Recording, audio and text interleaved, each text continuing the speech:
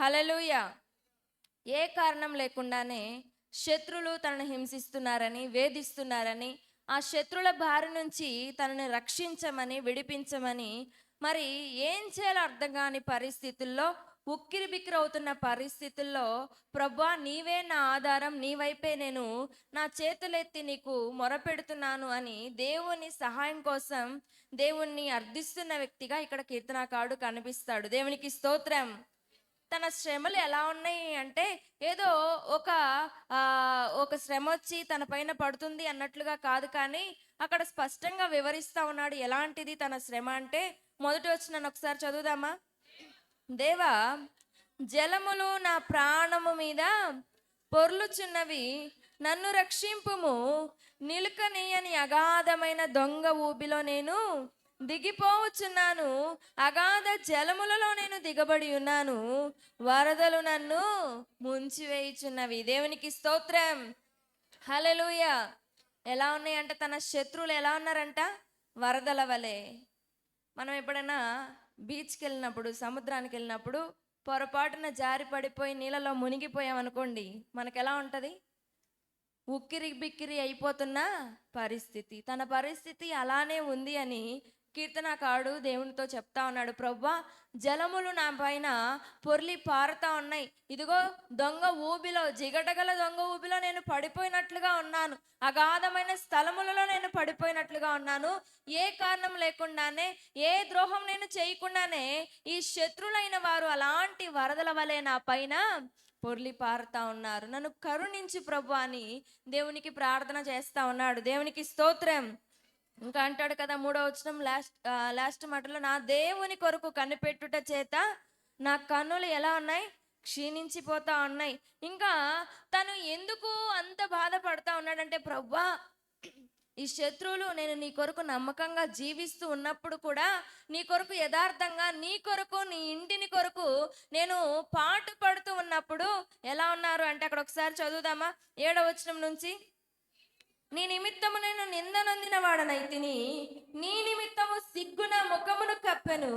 నా సహోదరులకు నేను అన్యుడనైతిని, నా తల్లి కుమారులకు పరుడనైతిని. ఎందుకంటే నీ ఇంటిని గూర్చిన ఆసక్తి నన్ను భక్షించుచున్నది. ప్రభువా, నీ కొరకు నమ్మకంగా ఉన్నప్పుడు, నీ కొరకు నేను నిలబడినప్పుడు నిందలు, అవమానాలు, ఇదిగో నా సొంత వారే నన్ను హేళన చేస్తూ, అసహ్యపడుతూ, ఇదిగో ఈ శత్రువుల్లాగా నా పైన పడుతూ నన్ను ఈ విధంగా బాధిస్తూ ఉన్నారు.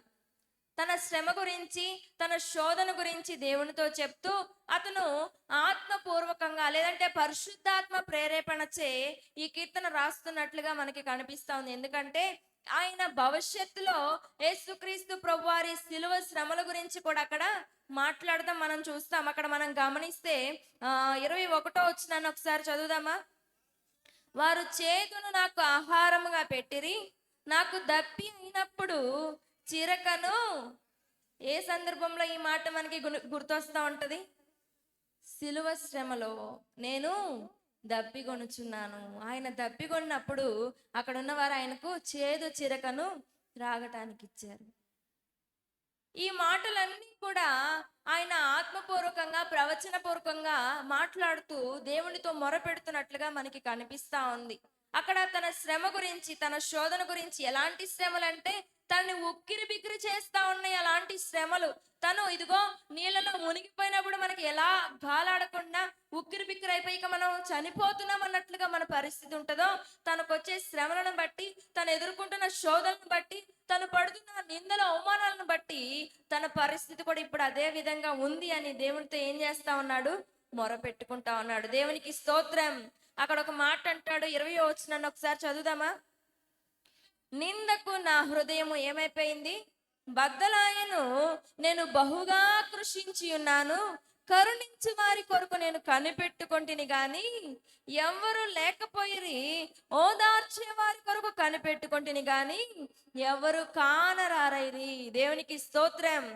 అయితే ఇన్ని మాటలు అంటున్నాడు కదా, ప్రభువా నాకెవరు లేరయ్యా, నేను కరుణించే వాళ్ళ కోసం, నన్ను ఆదరించే వారి కోసం, నన్ను ఓదార్చే వారి కోసం నేను కనిపెట్టుకున్నాను, కానీ నా దరికి ఎవ్వరు కూడా రాలేదు. అన్ని మాటలు మాట్లాడుతూ అన్ని శ్రమలో, ఇబ్బందుల్లో, ఇరుకులో ఉన్న ఆ కృంగిపోయిన మాటలు మాట్లాడుతూ అంటాడు కదా. మనం ఒకసారి 29వ వచనం నుండి చదువుదాం. ఆ ఆ దేవా, నీ రక్షణ నన్ను ఉద్ధరించునుగాక. కీర్తనలతో నేను దేవుని నామమును స్తుతించెదను. కృతజ్ఞతాస్తుతులతో నేను ఆయనను గణపరచెదను. ఎందుకంటే 33వ వచనం ఒకసారి చదువుదాం. యెహోవా దరిద్రుల మొర ఆలకించువాడు, ఖైదులో ఉంచబడిన తన వారిని ఆయన తృణీకరించువాడు కాడు. దేవునికి స్తోత్రం. నేను ఇదిగో ప్రభా, ఈ ఇరుకులో ఉన్నాను, ఇబ్బందుల్లో ఉన్నాను. నా చుట్టూ శత్రులైన వారు వరదల వలె నా మీద పొర్లి పారుతూ ఉన్నారు. అగాధమైన జిగటగల దొంగ ఊబిలో నేను పడిపోయినాను. నా జీవితము, నేను ఎదుర్కొంటున్న శ్రమ, శోధన ఆ విధంగా ఉంది ప్రభా. కరుణించే వారి కోసం, ఆదరించే వారి కోసం, ఓదార్చే వారి కోసం నేను కనిపెట్టుకున్నాను, కానీ ఎవ్వరు కూడా నా దరికి రాలేదు. కానీ ఒక చక్కని మాట అంటున్నాడు కదా, నేను దేవుణ్ణి కీర్తనలతో ఏం చేస్తాను? స్తుతిస్తాను. ఎందుకంటే ఆయన దిక్కులేని దరిద్రుల ప్రార్థన ఆలకించేవాడై ఉన్నాడు. దేవునికి స్తోత్రం, దేవునికి స్తోత్రం. మనుషులు నిందల పాలు చేయొచ్చు, అవమాన పాలు చేయొచ్చు, మనుషులు మనల్ని హేళన చేయొచ్చు, అపహాస్యం చేయొచ్చు, మనల్ని ఓదార్చకపోవచ్చు, ఆదరించకపోవచ్చు, కానీ నీవు నేను సేవిస్తున్న దేవుడు నిత్యము తన కృపను మన పట్ల కనపరిచే దేవుడై ఉన్నాడు. దేవునికి స్తోత్రం. అందుకే అంటున్నాడు కదా, యెహోవా దరిద్రుల మొర, దరిద్రుల ప్రార్థన ఆలకించేవాడు. అందుకే భక్తుడు ఒక చక్కటి మాట అంటాడు, తనకు నిజముగా మొరపెట్టి వారికి, తనకు నిజముగా మొరపెట్టే వారందరికీ ఆయన ఎలా ఉన్నాడంట? సమీపంగా ఉన్న దేవుడు. దేవునికి స్తోత్రం. ఒకవేళ కీర్తనాకాడు ఒంటరి స్థితిలో ఉండి ఈ విధంగా పాడుకున్నాడేమో, విలపించు సమయాన ఓదార్చువారే కానరారైరే, ఒంటరిగా విలపించు సమయాన ఓదార్చువారే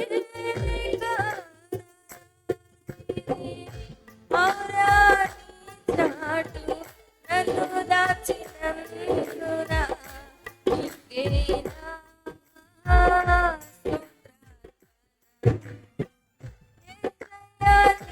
చాటు నన్ను దాచినందున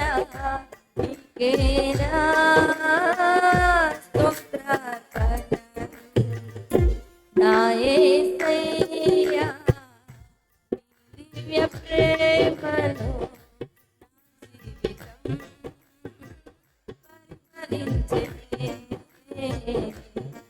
జీవితం పరిమళించే. దేవునికి స్తోత్రం, హల్లెలూయా. ఒకవేళ కీర్తనకారుడు కూడా ఈ పాట పాడుకొని ఉంటాడు. తన సొంత వాళ్ళు, తన సహోదరులు, తన తల్లిదండ్రులు అందరూ కూడా విడిచిపెట్టారు. తనకున్న శ్రమలను బట్టి, వరద పొర్ల వలె తన పైన పారుతున్న శత్రువుల గతిని బట్టి ఒంటరిగా ఒక్కడే కూర్చొని, ప్రభువా కరుణించేవారు లేరు, ఆదరించేవారు లేరు, ఓదార్చేవారు లేరు, అందరి కోసం నేను చూశాను, కానీ ఎవ్వరు కూడా నా దరికి రాలేదు. కానీ ఈ దిక్కులేని దరిద్రుని ప్రార్థన నువ్వేం చేసావు? ఆలకించావు. దేవునికి స్తోత్రం, దేవునికి స్తోత్రం. అయితే ఆఖరి వచనంలో అంటాడు కదా, 34వ వచనంలో, భూమి ఆకాశములు ఆయన ఏం చేస్తును గాక? స్తుతించును గాక. సముద్రములు వాటి యందు సంచరించు సమస్తమును ఆయన స్తుతించును గాక. దేవుడు సియోను రక్షించినప్పుడు, ఆయన పట్టణమును కట్టించినప్పుడు జనులందరూ కూడా అక్కడ ఏం చేస్తారు? నివసిస్తారు. ఆయన సేవకుల సంతానం దాన్ని స్వతంత్రించుకును. ఆయన నామాన్ని ప్రేమించే వాళ్ళందరూ కూడా అక్కడ ఏం చేస్తారంట? నివసిస్తారు. దేవునికి స్తోత్రం, దేవునికి స్తోత్రం. ఇదిగో ఆయన నిన్ను నన్ను ప్రేమించి తన పరిశుద్ధ రక్తం చేత కడిగి విమోచించి, ఇదిగో రాజులైన యాజక సమూహంలో ఆయన సొత్తైన జనాంగంగా చేసుకొని ఆ నిత్య సియోనులో నీవు నేను ఆయనతో పాటు జీవించే కృపను, అర్హతను, యోగ్యతను ఆ దేవాతి దేవుడు నీకు నాకు అనుగ్రహించాడు. ఆయన కృపను మేలులను జ్ఞాపకం చేసుకుంటూ ఎంతైనా కూడా మన విరిగి నలిగిన హృదయంతో ఆయన ఏం చేయాలా? స్తుతించాలా. ఆయన పరిస్థితి ఎలా ఉందంటే ఉక్కిరి బిక్కిరి ఆడకుండా ఉంది. కానీ ఆయన అంటున్నాడు కదా, ప్రవ్వా కీర్తనలతో నేను నిన్నేం చేస్తాను? స్తుతిస్తాను. నేను మాత్రమే కాదు, నీవు సృజించిన భూమి, ఆకాశము, ఇదిగో సముద్రము, దాంట్లో ఉన్న సమస్తము, ఈ సృష్టి యావత్తు కూడా నిన్నేం చేస్తుంది? స్తుతిస్తుంది. ఎందుకంటే నీవు మమ్మల్ని ప్రేమించావు, నీ పరిశుద్ధ రక్తం చేత కడిగి విమోచించావు. ఇదిగో నీ రాజులైన జనాంగంగా మమ్మల్ని చేసావు ప్రభువా. నిత్యము నీతో పాటు జీవించే కృపను మాకు దయచేసావు. దేవునికి స్తోత్రం, దేవునికి స్తోత్రం. ఈ 34-35 సంవత్సరాలు ఎన్నో కష్టాలు, శ్రమలు, శోధనలు, ఇరుకులు, ఇబ్బందులు, అనారోగ్య పరిస్థితులు అయినప్పటికీ ఆయన ఇదిగో పక్షి రాజు వలె తన రెక్కలపై సంఘాన్ని నిలబెట్టి ఇంతవరకు కూడా కాపాడి క్షేమాన్ని దయచేసి మరొక నూతన సంవత్సరాన్ని మనందరికీ కూడా ఆయన అనుగ్రహించాడు. దేవునికి స్తోత్రం. ఇదంతా కూడా కేవలం దేవుని యొక్క ఉచితమైన కృప. ఈ చుట్టుపక్కల ప్రాంతంలో ఇంత గొప్ప మందిరము, ఇంత గొప్ప సేవకులు దేవుడు మనకు అనుగ్రహించాడు. దేవునికి స్తోత్రం, దేవునికి స్తోత్రం. అనేక మంది వ్యాధిగ్రస్తులు నయమయ్యారు. అనేక మంది జీవితాల్లో దేవుడు తన కృపను కనపరిచి ఇదిగో దీనమైన స్థితి నుంచి ఉన్నతమైన స్థితిలోనికి దేవుడు మనల్ని అందరినీ తీసుకువచ్చాడు. ఇదంతా కేవలం దేవుని కృప. ఆయన కృపను జ్ఞాపకం చేసుకుంటూ ఎంతైనా కూడా మనస్సారా చేయాలా? స్తుతించి ఆరాధించాలి. ఈ కీర్తనకాడు ఎలా అయితే దేవుని గణపరుస్తా ఉన్నాడు, ప్రభువా కీర్తనలతోనే నిన్ను స్తుతిస్తాను, గణపరుస్తాను. ఎందుకంటే నువ్వు ఈ దీనుని ప్రార్థన, ఈ దరిద్రుని ప్రార్థన నువ్వు ఏం చేస్తా ఉన్నావు?